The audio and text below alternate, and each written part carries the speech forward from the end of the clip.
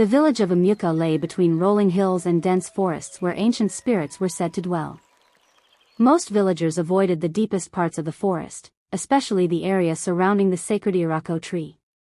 Elders warned that the tree was older than memory itself and belonged to forces that neither man nor beast should disturb. Yet poverty often pushed people beyond fear. Among the poorest villagers was a hunter named Obinna. His small hut stood at the edge of the village. After losing his wife to illness years earlier, he lived alone and survived by selling bush meat. Unfortunately, hunting had become difficult. For weeks, his traps remained empty, and his stomach often growled louder than the forest animals he chased. One morning, desperate for food, Obinna ventured farther into the forbidden forest than ever before. Thick vines hung like snakes from giant trees. Strange birds cried overhead. As the sun dipped lower, he found himself standing before the legendary iroko tree. Its massive trunk twisted toward the sky like the body of a giant spirit. As Obinna prepared to leave, the ground beneath him trembled. A deep hissing sound echoed through the forest. The hunter froze. Slowly, a gigantic python emerged from a hollow beneath the iroko tree. Its scales shimmered like polished bronze, and its eyes glowed with an eerie golden light. Fear rooted Obinna to the spot. He expected the serpent to attack. Instead, the python opened its enormous mouth and spat a shining object onto the ground. Obinna stared in disbelief. It was a nugget of pure gold. The serpent silently retreated into the hollow. Obinna picked up the gold with trembling hands, unaware that his life, and the fate of Umuoka, had changed forever. Obinna barely slept that night. The gold nugget lay beside him, wrapped in cloth. Each time he closed his eyes, he saw the giant python's glowing gaze. He wondered whether the encounter had been a dream brought on by hunger. At dawn, he traveled to the nearest trading town. A wealthy merchant examined the nugget carefully before his eyes widened with amazement. The merchant paid Obinna more money than the hunter had ever seen in his entire life. The sudden wealth transformed his fortunes immediately. He bought food, repaired his crumbling hut, and paid old debts. Villagers who once ignored him now greeted him warmly. Some even invited him to gatherings they had never included him in before. Yet Obinna told nobody about the sacred iroko tree. Deep inside, he feared that speaking of it would somehow anger the mysterious serpent. He returned to the forest several days later, carrying offerings of kola nuts and palm wine. As if expecting him, the giant python emerged once more from beneath the tree. Again, it spat a piece of gold before disappearing into its dark hollow. Obinna's heart raced with excitement. He realized this was no accident. The creature was giving him treasure willingly.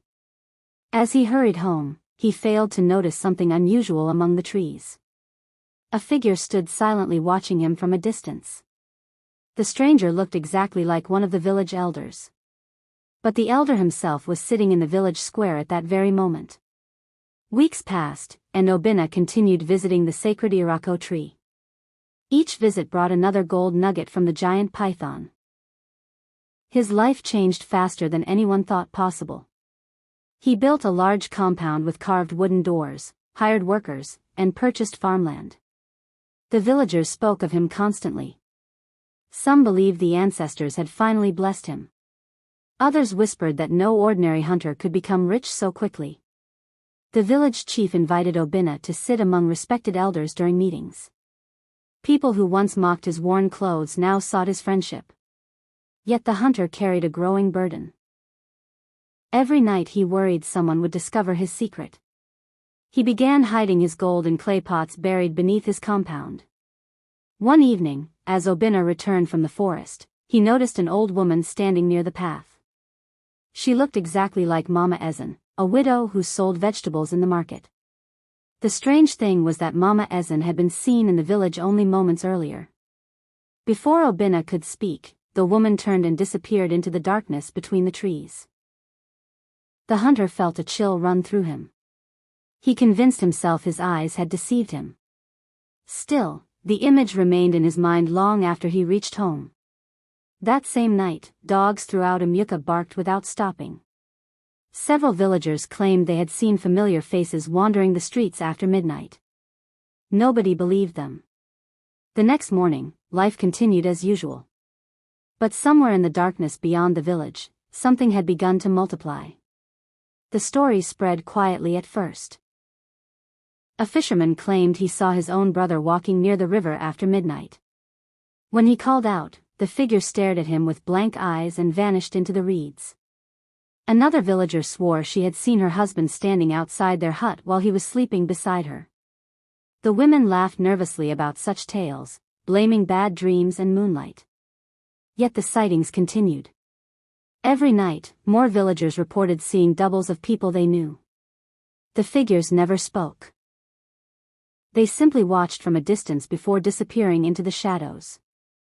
The elders organized a gathering in the village square. They warned everyone against spreading fear. According to them, stories had a way of growing larger than the truth. Obinna sat among them, pretending to listen calmly. Deep inside, however, he remembered the strange woman he had seen near the forest. Later that evening, he visited the sacred iroko tree again. The giant python emerged as usual. But this time, before spitting out the gold, it fixed him with an intense stare. The hunter felt as though the creature was trying to communicate something. Then he noticed movement behind the tree. Dozens of human-shaped figures stood silently among the shadows. Their faces looked exactly like villagers from Umuoka. When Obinna blinked, they were gone. The python spat out the gold and vanished underground. For the first time since discovering the serpent, Obinna felt fear stronger than greed. One morning, the village awoke to troubling news. A farmer named Chike had disappeared. His wife claimed he had gone to inspect his fields before sunrise and never returned. Search parties combed the nearby forests, rivers, and hills. They found no sign of him. 3 days later, Chike suddenly returned. The villagers celebrated his safe return, but something felt strange. Chike spoke less than usual. He avoided old friends and stared at people for uncomfortable lengths of time. His wife noticed other differences. He forgot stories from their childhood. He no longer enjoyed his favorite foods. Sometimes she caught him standing motionless outside their hut in the middle of the night. When she asked what troubled him, he smiled oddly and said nothing. The changes became impossible to ignore. Several villagers insisted that the man who had returned was not truly Chike. The chief dismissed such claims as foolishness. But Obinna could not stop thinking about the silent figures near the sacred tree.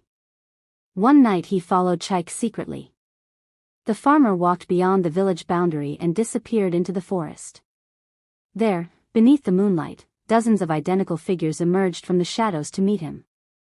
Obinna watched in horror as they surrounded the farmer. And every single one of them wore the face of someone from Umuoka. Obinna hid behind thick bushes as the strange gathering unfolded before him. The doubles stood in perfect silence beneath the moon. Men, women, and even children were among them. Each looked exactly like a villager he knew. The returned farmer stepped into their circle. Then something impossible happened. His face briefly shifted like rippling water. For a moment, he appeared completely different, pale, expressionless, and unnatural. Obinna nearly cried out. The transformation lasted only seconds before Chike's familiar appearance returned. The doubles began walking deeper into the forest. Fear battled curiosity inside the hunter. Against his better judgment, he followed them. The procession eventually reached the sacred iroko tree. The giant python emerged from its hollow. Every double immediately bowed. Obinna's heart pounded. The serpent raised its head toward the moon and released a deep hiss that echoed across the forest. The doubles responded by kneeling. The hunter realized the creature was not merely giving him gold. It commanded these beings. Suddenly, a branch snapped beneath Obinna's foot. The doubles turned toward him simultaneously. Hundreds of glowing eyes locked onto his hiding place. Without thinking, Obinna ran. The forest exploded with movement behind him as dozens of footsteps chased him through the darkness. Branches whipped against Obinna's face as he sprinted through the forest. The sounds behind him grew louder. Whenever he glanced over his shoulder, he saw familiar faces pursuing him. Yet their expressions were completely empty. They moved unnaturally fast. Obinna stumbled over a root and crashed to the ground. Pain shot through his leg. The footsteps drew closer. Then a powerful hiss echoed through the trees. Instantly, the pursuers stopped. The forest fell silent. Obinna looked back and saw the double standing motionless between the trees. Slowly, they retreated into the darkness. The hunter limped home before dawn. For the next several days, he locked himself inside his compound. He could no longer ignore the truth. Something evil was connected to the python. Yet greed still clouded his judgment. Despite everything he had witnessed, he could not bring himself to stop collecting the gold. The wealth had become part of his identity. He convinced himself he could manage the danger. But the danger was already spreading. That week, 3 more villagers disappeared. All 3 returned days later. And all 3 behaved exactly like Chike. The replacements were increasing. The invasion had begun. The population of Umuoka remained the same, yet something felt terribly wrong. More villagers disappeared briefly before returning. Families noticed strange changes in their loved ones. Personal memories vanished. Familiar habits disappeared. Conversations felt unnatural. The replacements blended in remarkably well. Only small mistakes revealed them. One woman forgot her mother's name. A fisherman claimed not to recognize the river where he had worked his entire life. Children began speaking of classmates who seemed different after returning from mysterious absences. Still, most villagers refused to believe anything supernatural was happening. Obinna watched with growing guilt. Every gold nugget he accepted seemed connected to the spread of the doubles. He began having nightmares. In his dreams, the python sat upon a throne of gold while thousands of copies marched from the forest. Among them stood people he loved. People he remembered. People who no longer existed. One morning, Obinna visited Chike's wife. Tears filled her eyes. "My husband is gone," she whispered. "The man living in my house only wears his face." For the first time, Obinna realized the true cost of his wealth. And he feared it might already be too late. Among the villagers of Umuoka lived an elderly herbalist named Neka. Unlike most people, she paid close attention to the strange events unfolding around her. For months she had quietly observed the villagers who disappeared and returned. She noticed patterns others ignored. The returned villagers rarely laughed sincerely. They never spoke about dreams. Most disturbing of all, they seemed uncomfortable around shrines dedicated to the ancestors. One evening, Neka visited Obinna's compound unexpectedly. The old woman's eyes were sharp despite her age. Without greeting him, she placed a small pouch of herbs on his table. "You have been feeding something in the forest," she said. Obinna nearly dropped the cup he was holding. The herbalist continued. "And now it is feeding on us." The hunter's blood turned cold. For the first time, someone else seemed to understand what was happening. That night, Obinna confessed everything: the sacred iroko tree, the giant python, and the endless gold. Neka listened silently.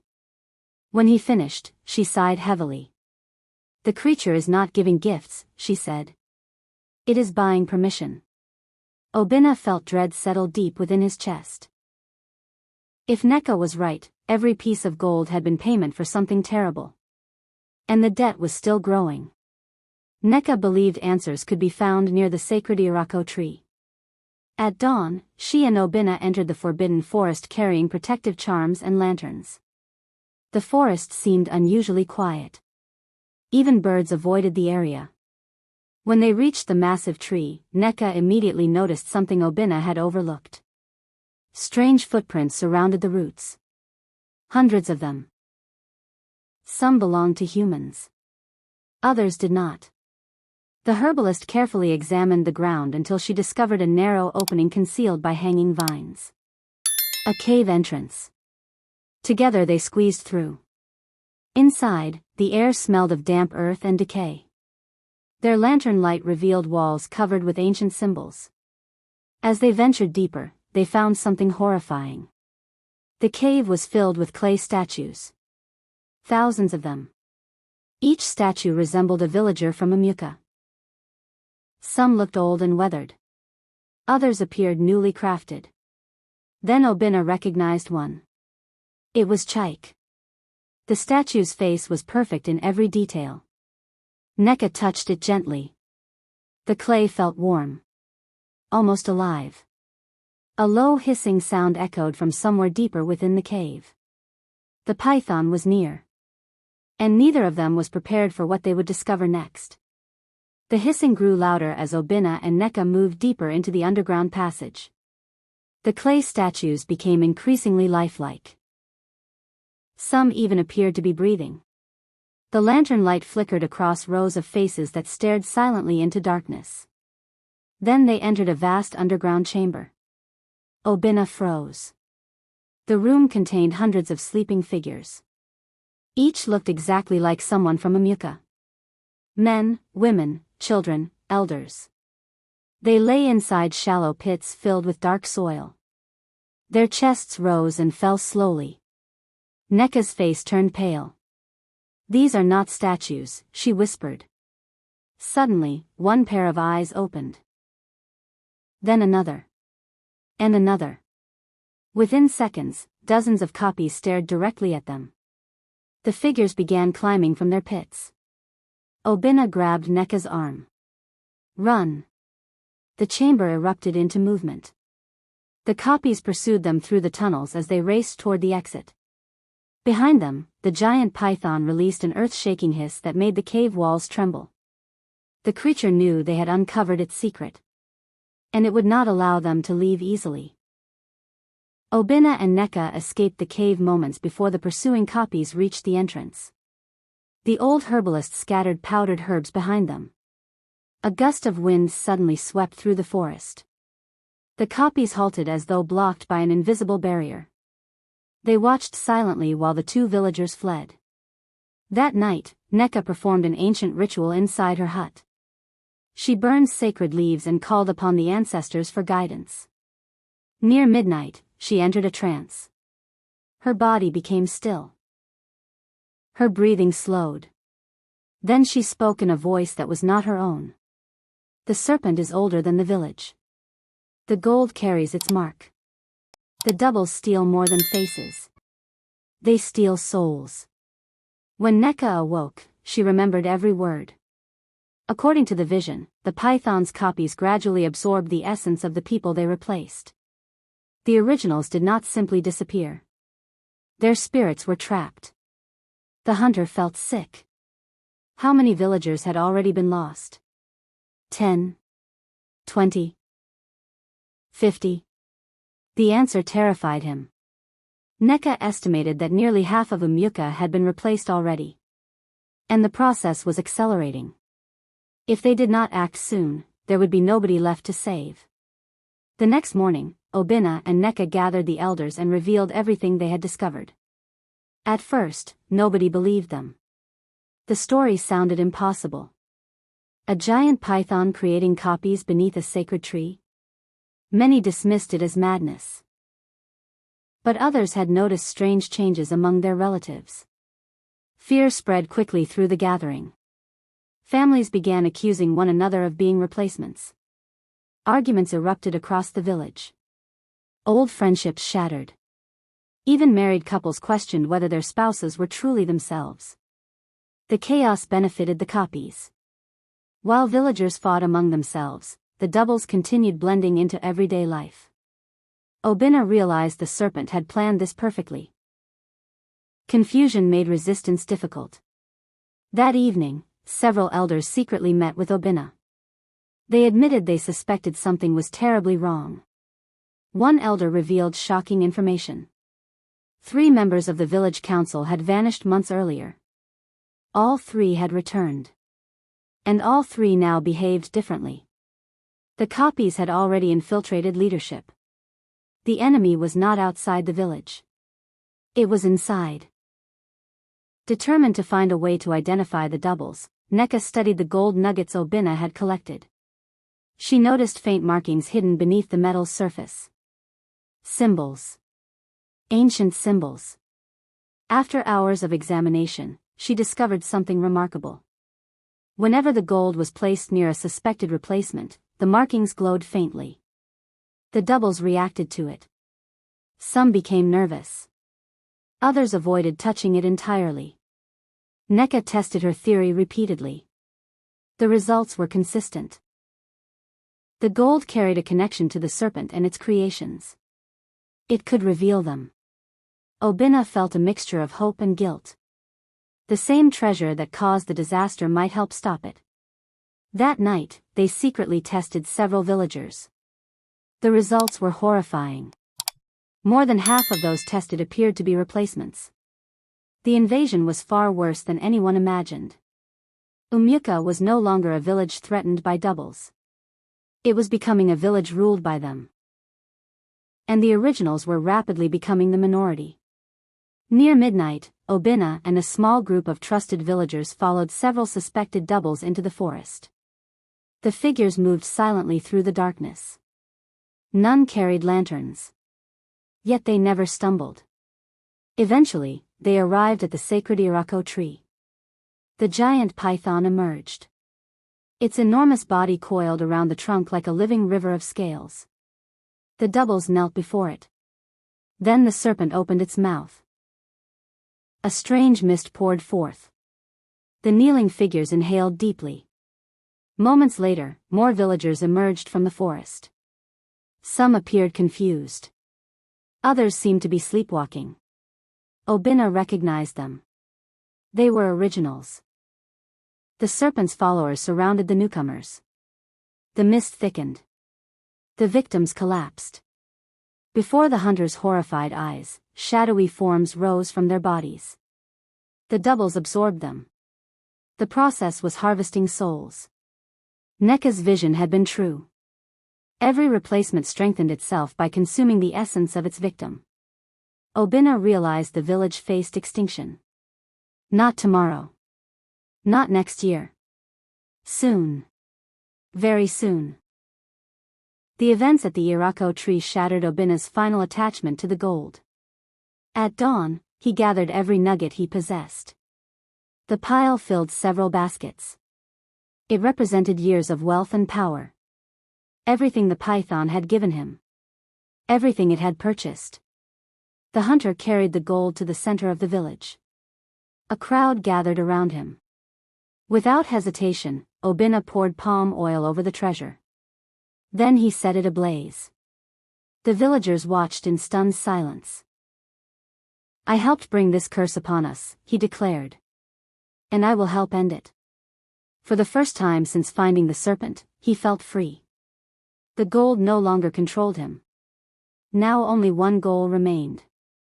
Save those who could still be saved. Destroy the python. And reclaim Umuoka from the copies before the last true villagers disappeared forever. Far away beneath the sacred iroko tree, the giant serpent opened its glowing eyes. It had felt the destruction of the gold. And it knew war was coming. The burning of the gold changed everything. For months, fear had ruled Umuoka. Villagers whispered behind closed doors, afraid that even their closest friends might be copies. But Obinna's public confession gave many people courage.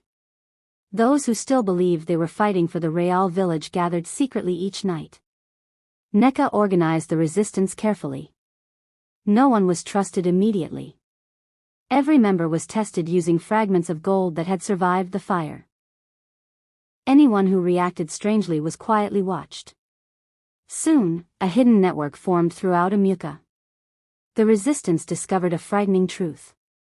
The doubles communicated with one another without speaking. They seemed connected by an invisible force that allowed them to coordinate their actions. Meanwhile, more villagers continued disappearing. Every day the resistance delayed, the serpent's army grew stronger. Obinna knew they would soon have to strike first. One rainy evening, a frightened boy stumbled into Neka's hut. His name was Kelechi. The child was covered in mud and scratches. He could barely speak through his tears. After calming down, he revealed a shocking story. Several nights earlier, he had been captured by doubles while gathering firewood. They had taken him into the underground chambers beneath the sacred iroko tree.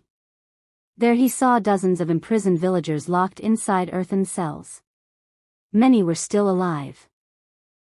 Among them were Chike and several others long believed to be dead. The originals had not been destroyed completely. They were prisoners. The doubles were keeping them alive for some unknown purpose. Kelechi escaped when a tunnel collapsed during a storm. His information changed everything. The resistance now had hope. Saving the village was no longer just about stopping the serpent. It was about rescuing those who had already been taken. Using Kelechi's directions, Obinna led a small scouting group back into the forest. The entrance they discovered was hidden behind thick roots near the iroko tree. The tunnel descended deep underground. Eventually, they reached a narrow crack overlooking a massive chamber. What they saw filled them with horror. Hundreds of villagers sat behind barriers made of hardened clay. Their faces were pale and exhausted. Some had been prisoners for months. The doubles patrolled the area constantly. At the center of the chamber stood a strange stone altar. Above it floated dozens of glowing lights. Neka gasped. They are souls. The altar was storing the life force stolen from captured villagers. The serpent was gathering power. And the amount it had already collected was enormous. The resistance retreated before they were discovered. But now they understood the true scale of the threat. The resistance planned carefully for several days. Unfortunately, someone betrayed them. One night, Obinna arrived at a secret meeting place and found it empty. Moments later, dozens of doubles emerged from the darkness. Leading them was Elder Okoro, a respected leader of Umuoka. The realization struck like a spear. Okoro had been replaced months ago. The elder smiled coldly. You should have accepted the new order, he said. The doubles attacked immediately. A fierce battle erupted beneath the moonlight. Several resistance members escaped. Others were captured. Obinna barely survived after leaping into a river gorge. As he drifted downstream, bruised and bleeding, he understood something important. The enemy knew their plans. They would need to become far more careful. The war had entered a dangerous new phase. While hiding in a remote shrine, Obinna experienced a vivid dream. He stood in a field surrounded by ancestral spirits. Among them was his late father. The old hunter handed him a strange spear with a shining blade. The serpent cannot be killed by ordinary weapons, his father said. The blade sleeps where the first founders buried it. When Obinna awoke, the dream remained clear. Neka immediately recognized the description. According to ancient legends, a sacred weapon had been hidden centuries ago beneath the Hill of Echoes. If it still existed, it might be their only chance. The resistance prepared an expedition. Finding the weapon became their highest priority. Without it, they feared the serpent would remain invincible. The journey to the Hill of Echoes took 2 days. Obinna, Neka, and 4 trusted companions traveled through forests and rocky valleys. The hill itself was ancient. Strange carvings covered its stone surface. Every sound spoken there seemed to repeat endlessly through the air. After hours of searching, they discovered a hidden chamber beneath a collapsed shrine. Inside rested a beautifully crafted spear. Its metal blade shimmered with silver light despite centuries underground. As Obinna touched it, warmth spread through his hands. The weapon felt alive. Ancient symbols glowed faintly along the shaft. Neka smiled for the first time in weeks. The ancestors have not abandoned us. But their victory was short-lived. The moment the spear was removed, a deep hiss echoed across the valley. The serpent had sensed it. And it was furious. That same night, the giant python launched its first direct attack against Umuoka. Dark clouds gathered overhead. Thunder shook the earth. From every corner of the forest, doubles poured toward the village. Hundreds of them. Men, women, children. All wearing familiar faces. The resistance fought desperately. Torches illuminated scenes of chaos throughout the village. Families hid inside huts while warriors defended narrow pathways. Obinna arrived shortly before dawn carrying the sacred spear. The moment he entered battle, the weapon reacted. Silver light erupted from the blade. Any double struck by it dissolved into dust. For the first time, the copies experienced fear. They retreated before sunrise. But the cost was terrible. Many villagers had died. Others had been captured. Everyone understood that a final confrontation was approaching. The serpent was preparing for war. The night after the attack, Obinna returned alone to the sacred iroko tree.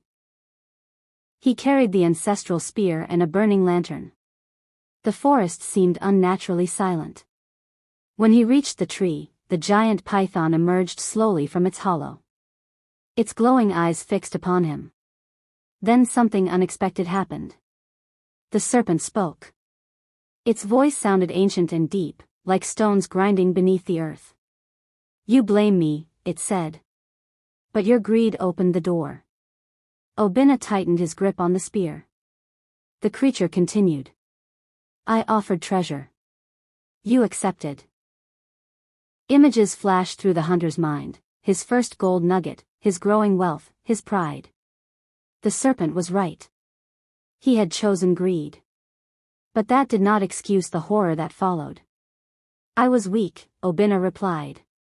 "But I will not be weak again." The python's eyes narrowed. "Then come and stop me." The ground trembled violently. Roots burst from the earth. The final battle had begun to awaken. And somewhere beneath the village, thousands of imprisoned souls waited for their fate to be decided. The moment the serpent finished speaking, the earth around the sacred iroko tree exploded with movement. Massive roots burst from the ground like giant snakes. They twisted through the forest, crushing shrubs and tearing apart ancient stones. Obinna barely avoided being struck. He rolled aside and raised the ancestral spear. The silver blade glowed brighter than before. Wherever its light touched the roots, they recoiled as if burned. The giant python watched calmly from beneath the tree. It was not merely controlling the roots. It seemed connected to the entire forest itself. As dawn approached, Obinna retreated to the village. He knew now that the final battle would involve more than defeating the serpent. The very land around the sacred tree had become part of its power. The resistance needed a better plan. Otherwise, they would all perish before ever reaching the creature. While Obinna prepared for war, Kelechi and several scouts secretly returned to the underground prison. Their goal was simple: learn how to free the captives. Hidden behind a wall of clay, they overheard two doubles speaking. For the first time, the scouts heard the creatures use words among themselves. The conversation revealed a crucial secret. The imprisoned villagers remained alive because the serpent needed them. Each original person acted as a living anchor. As long as the original survived, the double could maintain its form. Destroying a double without freeing its original only delayed the problem. A new copy could eventually be created. The scouts hurried back with the information. The resistance now understood their mission. The prisoners had to be rescued before the serpent died. Otherwise, countless souls might be lost forever. Under cover of darkness, the resistance launched its most dangerous operation yet.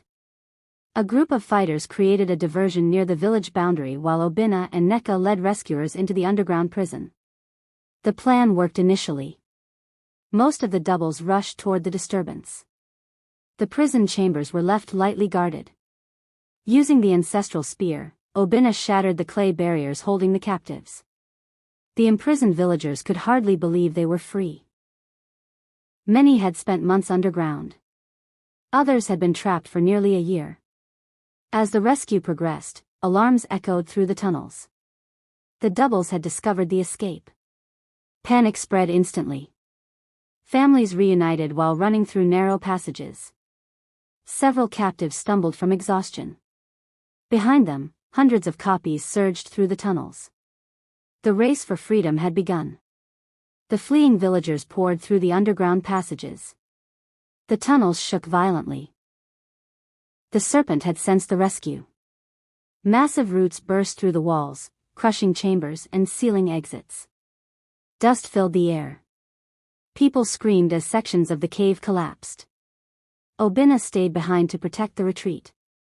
With every swing of the ancestral spear, silver light blasted through attacking doubles. Still, they kept coming.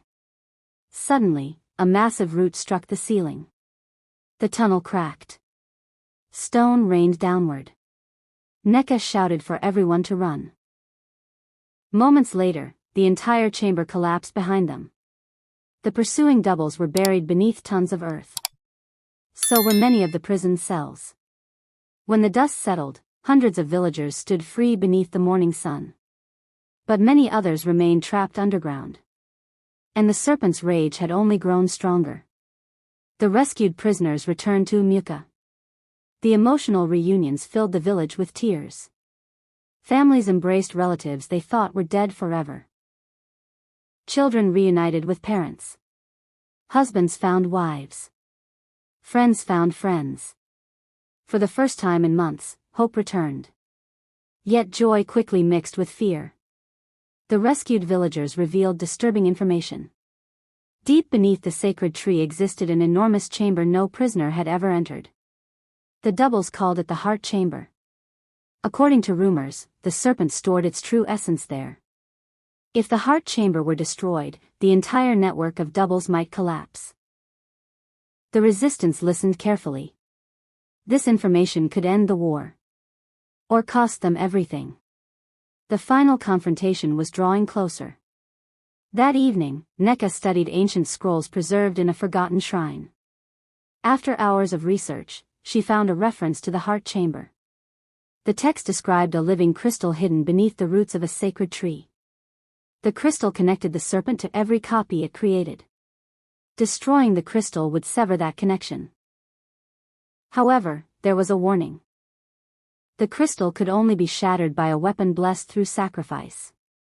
The ancestral spear alone would not be enough. Someone would need to give up something precious.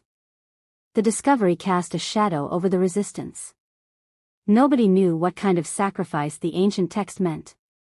But everyone suspected the price would be severe. The ancestors were demanding payment. Just as the serpent always had. Over the following days, both sides prepared for war. The resistance trained every able-bodied villager. Farm tools became weapons. Watch posts were established around Umuoka. Meanwhile, scouts reported terrifying developments in the forest. The doubles were gathering in enormous numbers. Not hundreds. Thousands. Copies from neighboring settlements had joined the serpent's forces. The threat extended far beyond Umuoka. Entire villages had apparently been infiltrated. The serpent's influence had spread for generations. What began as a local curse was actually part of a much larger invasion. The realization shocked everyone.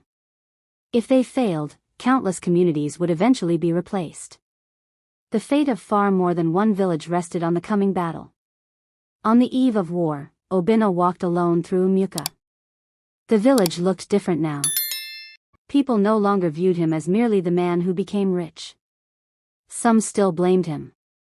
Others had forgiven him. But everyone understood one thing. Without him, they might never have discovered the truth. Near midnight, Obinna visited the graves of his ancestors. He knelt beside the resting place of his father. "I cannot undo my mistakes," he whispered. "But I can stop them from destroying everyone else." A warm breeze passed through the trees. For a brief moment, he felt as though unseen hands rested upon his shoulders. The hunter rose. His fear remained. So did his guilt. Yet neither controlled him anymore. Tomorrow he would lead the assault on the sacred iroko tree. Tomorrow the heart chamber would be found. Tomorrow the fate of Umuoka would finally be decided. And deep beneath the earth, the giant python opened its glowing eyes and prepared to defend its kingdom of shadows. The sun had barely risen when the people of Umuoka assembled at the village square. Warriors carried spears and machetes. Hunters carried bows. Farmers gripped sharpened tools. They were not professional soldiers, but they were fighting for their families, their homes, and their identities. At the front stood Obinna, holding the ancestral spear. Beside him walked Neka and several elders who had survived the serpent's infiltration. The rescued villagers joined them as guides, having spent months beneath the sacred tree. The march into the forest felt like entering another world. The deeper they traveled, the quieter everything became. No birds sang. No insects buzzed. Then they saw them. Thousands of doubles stood among the trees waiting. The final battle had begun. The doubles charged without a sound. The sight was terrifying. Many warriors found themselves fighting copies of their own relatives and friends. Some hesitated. Others broke down in tears. The doubles used that hesitation against them. The first clash was brutal. Spears shattered. Arrows flew. The forest echoed with cries of pain and determination. Obinna pushed toward the sacred iroko tree.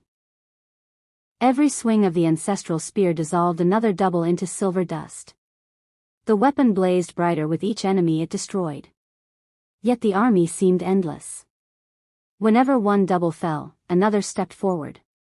Neka realized the serpent was drawing power directly from the heart chamber. Unless the source was destroyed, victory would be impossible. The resistance needed to reach the underground chambers quickly. A small group led by Obinna broke through the enemy lines and reached the sacred tree. The giant roots had formed a maze around the trunk. Hidden among them was a newly opened tunnel descending into darkness. Without hesitation, Obinna led the group underground. The passage twisted downward for what felt like miles. Strange glowing symbols covered the walls. The deeper they traveled, the stronger the sensation became that something alive was watching them. Finally, they reached a colossal cavern. At its center stood a crystal larger than a house.